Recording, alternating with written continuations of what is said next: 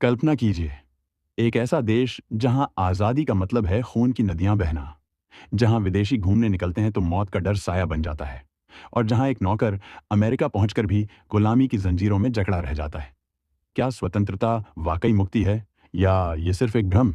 नमस्कार दोस्तों, स्वागत है आपका हमारे चैनल पर। आज हम बात करने वाले हैं V.S. नायपॉल की मशहूर किताब इन ए फ्री स्टेट की। 1971 में बुकर प्राइज जीतने वाली ये किताब आज भी दुनिया को झकझोरती है। ये कोई साधारण उपन्यास नहीं, बल्कि 3 कहानियों का संग्रह है जो विस्थापन, नस्लवाद और सत्ता के खेल को बेनकाब करता है। अगर आप साहित्य प्रेमी हैं या पोस्ट कॉलोनियल दुनिया की कड़वी हकीकत जानना चाहते हैं, तो ये वीडियो आपके लिए है। लाइक बटन दबाइए, सब्सक्राइब करिए और बेल आइकन ऑन कीजिए ताकि ऐसे ही हिंदी सारांश मिलते रहें। चलिए शुरू करते हैं इस सफर को। किताब और लेखक का परिचय। सबसे पहले थोड़ा लेखक के बारे में। V.S. नायपॉल त्रिनिदाद में जन्मे भारतीय मूल के ये लेखक ब्रिटिश साहित्य के दिग्गज हैं। 1932 में पैदा हुए नायपॉल को नोबेल प्राइज भी मिला 2001 में। उनकी किताबें अक्सर विस्थापित लोगों की कहानियां बुनती हैं, वो लोग जो अपनी जड़ों से उखड़ जाते हैं। इन ए फ्री स्टेट 1971 में आई और ये बुकर प्राइज की पहली विजेता बनी। किताब की संरचना अनोखी है। ये 3 कहानियों का संग्रह है, 2 छोटी कहानियां और एक लंबी नॉवेल। बीच में एक प्रोलॉग और में एपिलॉग है जो यात्रा डायरी के रूप में है। स्वतंत्रता क्या है? अमेरिका जैसी फ्री दुनिया में, अफ्रीका की क्रांति में या सत्ता की कुर्सी पर, नायपॉल दिखाते हैं कि आज़ादी अक्सर तबाही लाती है, खासकर उन लोगों के लिए जो बाहरी हैं। ये किताब अफ्रीका, अमेरिका और लंदन की पृष्ठभूमि पर सेट है। एक अनाम अफ्रीकी देश जो युगांडा जैसा लगता है, में राजा को हटाने की साजिश चल रही है। नायपॉल के अपने अनुभव, 1966 में पूर्वी अफ्रीका की यात्रा इसकी प्रेरणा है। अब चलिए कहानियों में गोता लगाते हैं। पहली कहानी से शुरू करते हैं। पहली कहानी one out of money. America के नेशनल मोट्टो ई प्लूरिबस उनूम यानी कई में से एक पर व्यंग्य है। मुख्य किरदार संतोष, बॉम्बे का एक नौकर। वो एक सिविल सर्वेंट के घर काम करता है। जीवन सुखी है, परिवार, दोस्त, रुड़की का छोटा सा कमरा। लेकिन अचानक साहब का ट्रांसफर हो जाता है वॉशिंगटन डीसी में। संतोष को साथ ले जाना पड़ता है, परिवार पीछे छूट जाता है। अमेरिका पहुंचते ही सदमा लगता है। रुपए बेकार, डॉलर की दुनिया में संतोष गरीब हो जाता है।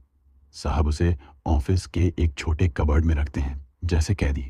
कोई आज़ादी नहीं, बस काम। लेकिन किस्मत चकरा जाती है। एक दिन संतोष प्रिया नाम के रेस्टोरेंट मालिक से मिलता है। प्रिया उसे ज्यादा पैसे का लालच देता है, अपना अपार्टमेंट और नौकरी। संतोष झट से हाँ कह देता है। नई जिंदगी शुरू होती है। लेकिन यह जाल है। प्रिया का रेस्टोरेंट गैर कानूनी है, संतोष का वीजा खत्म, डिपोर्टेशन का डर। एक रात संतोष एक काली औरत से सो जाता है, लेकिन शर्मिंदगी महसूस करता है। अपना नस्लवाद सामने आता है। प्रिया सलाह देता है, उस काली औरत से शादी कर लो, सिटीजनशिप मिल जाएगी। संतोष मान जाता है। बाहर से सफल लगता है, भारतीयों की नज़र में अमेरिकन ड्रीम हासिल, लेकिन अंदर से टूटा हुआ। वो सोचता है, मैं अभी भी एक नौकर हूं, बस जगह बदल गई। विश्लेषण की बात करें तो ये कहानी विस्थापन की पीड़ा दिखाती है। संतोष की स्वतंत्रता अमेरिका में मिली, लेकिन ये गुलामी का नया रूप है। नायपॉल भारतीय प्रवासियों की हकीकत बयान करते हैं। बाहर से चमक, अंदर से खोखलापन। नस्लवाद का टच भी है। संतोष काली औरत को डर्टी सोचता है। थीम, फ्री स्टेट में भी जाति, क्लास और पहचान की जंजीरें बंधी रहती हैं। कहानी का क्लाइमैक्स, जब संतोष शादी करता है तो वो अमेरिकी नागरिक बन जाता है, लेकिन खुश नहीं। ये आयरनी है, कई में से एक बनने का मतलब है खुद को खो देना। नायपॉल लिखते हैं, मैंने सोचा था अमेरिका स्वर्ग है, लेकिन ये जेल है। दोस्तों, क्या आपने कभी ऐसा महसूस किया? कमेंट्स में बताइए। अब दूसरी कहानी की ओर, tell me who to kill. दूसरी कहानी tell me who to kill एक वेस्ट इंडियन नैरेटर की डायरी जैसी। वो अपने भाई दयो की शादी के लिए ट्रिप पर है, एक सफ़ेद आदमी फ्रैंक के साथ। फ्रैंक जेल गार्ड है और नैरेटर जेल से रिहा होकर आया है। फ्लैशबैक में हम देखते हैं 20 साल पहले की कहानी। नैरेटर गरीब परिवार से, चाचा स्टीफन कनाडा में सेटल्ड है, हमेशा परिवार की सफलताओं की डींगे मारता है। नैरेटर सोचता है, अपने छोटे भाई दयो को बेहतर जीवन दूंगा। स्टीफन का बेटा मॉन्ट्रियल पढ़ने गया तो नैरेटर दयो को उनके पास भेजता है, लेकिन दयो शिकायत करता है बुरी तरह ट्रीटमेंट। नैरेटर गुस्से में खुद और दयो को लंदन ले जाता है। लंदन में नैरेटर फैक्ट्री में काम करता है। दयो को एरोनॉटिकल इंजीनियरिंग पढ़ने भेजता है, पैसे बचाकर रेस्टोरेंट खोलता है सफल। लेकिन दयो पढ़ाई छोड़ देता है, गलत दोस्तों के साथ। नैरेटर फ्रस्ट्रेटेड, एक दिन रेस्टोरेंट में शोर मचाने वाले लड़कों पर गुस्सा फूट पड़ता है, वो एक को मार डालता है, यही क्राइम। अब प्रेजेंट में शादी के सफर पर नैरेटर सोचता है, मैंने सब कुछ दिया, बदले में क्या मिला। विश्लेषण, ये कहानी भाईचारे और बलिदान की विडंबना है। नैरेटर दयो के लिए सब कुर्बान करता है, लेकिन दयो बिगड़ जाता है। थीम विस्थापन, फिर से वेस्ट इंडीज से लंदन, सपनों का पीछा, लेकिन हत्या तक पहुंच जाना। नायपॉल दिखाते हैं कैसे फ्री ब्रिटेन में भी गरीब प्रवासी फंस जाते हैं। चाचा स्टीफन का कंडेसेंडिंग एटीट्यूड कॉलोनियल माइंडसेट को दर्शाता है। कोट, मुझे बताओ किसको मारूं। नैरेटर का सवाल, जो फ्रस्ट्रेशन का प्रतीक है। ये कहानी पूछती है, क्या बलिदान हमेशा फल देता है, या स्वतंत्रता सिर्फ अकेलापन लाती है। सोचिए, आपके जीवन में ऐसा कोई मोमेंट। चलिए, अब मुख्य डिश नोवेला इन ए फ्री स्टेट। मुख्य नोवेला इन ए फ्री स्टेट। अब आती है किताब का दिल नोवेला इन ए फ्री स्टेट। सेटिंग, एक अनाम अफ्रीकी देश, हाल ही में आज़ाद हुआ, युगांडा जैसा। राजा को राष्ट्रपति हटाने वाला है, जो तानाशाह बनने को तैयार। हिंसा फैल रही है, राष्ट्रपति के कबीले वाले राजा के समर्थकों के गांव जला रहे हैं। मुख्य किरदार बॉबी और लिंडा, दो ब्रिटिश एक्सपैट। बॉबी के गवर्नमेंट ऑफिशियल है, अफ्रीका उसे आज़ादी देता है, ऑक्सफोर्ड की मेंटल एंजाइटी से मुक्ति। वो यहाँ सुंदरता महसूस करता है, लेकिन लिंडा से नफरत। लिंडा दूसरे ऑफिशियल की वाइफ, मानती है ब्रिटिश, कभी यहाँ ना आते तो बेहतर। दोनों रोड ट्रिप पर एक्सपैट कंपाउंड पहुंचने को, जो सुरक्षित है। सफर खतरनाक, सड़क पर सैनिक, गांव जलते हुए। लिंडा एक अमेरिकी से अफेयर ट्राई करती है, बॉबी रोकता है, शायद इसलिए कि उसका जुलू लड़के से फेल अटेम्प्ट था। रास्ते में एक ब्रिटिश कर्नल का होटल रुकते हैं। कर्नल अपने नौकर पीटर पर चिल्लाता है, तू राजा को मारने की साजिश रच रहा है। गुस्से में पीटर को पीटता है। वे राजा की हत्या वाली जगह से गुजरते हैं। चेक पॉइंट पर सैनिक बॉबी को पीटते हैं, भले वो गवर्नमेंट कार्ड दिखाए। कंपाउंड पहुंचकर बॉबी का नौकर उसकी चोटों पर तरस नहीं खाता। बॉबी सोचता है, इसे निकाल दूंगा। सारांश में, ये रोड ट्रिप डर, नस्लवाद और पावर डायनामिक्स दिखाती है।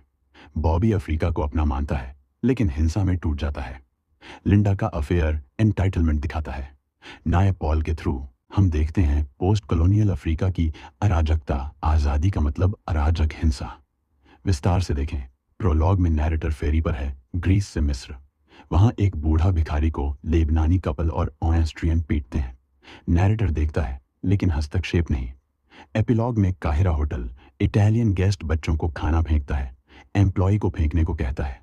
नैरेटर चाबुक छीन लेता है, लेकिन बेबस महसूस करता है। विश्लेषण, नोवेला थीम्स को जोड़ती है। स्वतंत्रता 3 रूपों में। अमेरिका की डेमोक्रेटिक फ्रीडम, पहली कहानी। अफ्रीका की रेवोल्यूशनरी फ्रीडम, ये, और पावर की एनार्किक फ्रीडम, एपिलॉग। किरदार बॉबी का गे होना 1970 के दशक में बोल्ड, लेकिन उसका कंटेम्प्ट हिपोक्रेटिक है। लिंडा की क्रिटिसिज्म आयरनिक, वो खुद एक्सप्लॉइट करती है। कोट, अफ्रीका ने मुझे मुक्त किया, लेकिन अब यह मुझे मार डालेगा। बॉबी, ये नोवेला पूछता है, क्या विदेशी कभी होम पा सकते हैं, या विस्थापन हमेशा का है। दोस्तों, अफ्रीका की ये तस्वीर सोचने पर मजबूर करती है। संतोष, इंडिया से अमेरिका। नैरेटर वेस्ट इंडीज से लंदन। बॉबी ब्रिटेन से अफ्रीका। स्वतंत्रता की आयरनी, फ्री स्टेट में भी गुलामी। नस्लवाद, संतोष का ब्लैक वुमन पर, बॉबी का अफ्रीकन्स पर। पावर डायनामिक्स, कर्नल का पीटर पर, राष्ट्रपति का राजा पर। नायपॉल का स्टाइल, न्यूट्रल ऑब्जर्वर जैसा। कोई हीरो विलन नहीं, सिर्फ ह्यूमन कंडीशन। महत्व, 1971 में कॉलोनियलिज्म के बाद की दुनिया को समझाती। आज भी रेलेवेंट। माइग्रेशन, रेसिज्म, पॉलिटिकल अस्थिरता। बुकर जीतने के बाद नायपॉल की पहचान बनी। क्रिटिक्स कहते हैं ये डिप्रेसिंग है, लेकिन रियल। अगर आप मिडनाइट्स चिल्ड्रन या the God of small things पसंद करते हैं तो ये ट्राई कीजिए। तो दोस्तों, इन ए फ्री स्टेट हमें सिखाती है, आज़ादी का मतलब सिर्फ झंडा फहराना नहीं, बल्कि अंदर की जंजीरें तोड़ना है। नायपॉल की कलम जादुई है। किताब पढ़िए और कमेंट्स में बताइए कौन सी कहानी सबसे इम्पैक्टफुल लगी। धन्यवाद।